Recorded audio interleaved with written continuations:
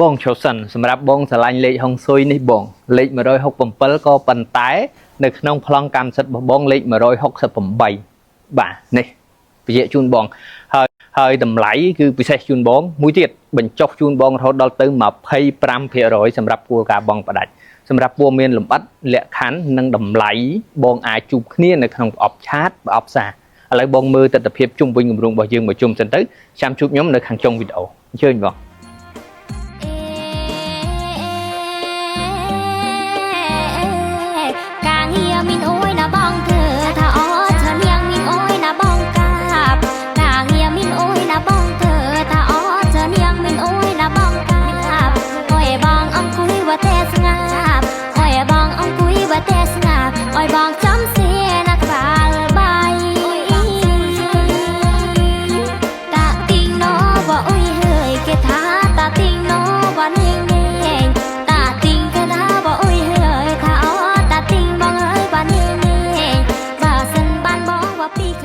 បងយើងបជាផ្ទះរបស់យើងមានចណ្ដើរយន្តមានអាងហែលទឹកចំណតឡានក្រោមដីនៅទល់មុខនឹងកោះនារាផ្លូវជាតិលេខ1ជិតពេញហួតបឹងស្នោ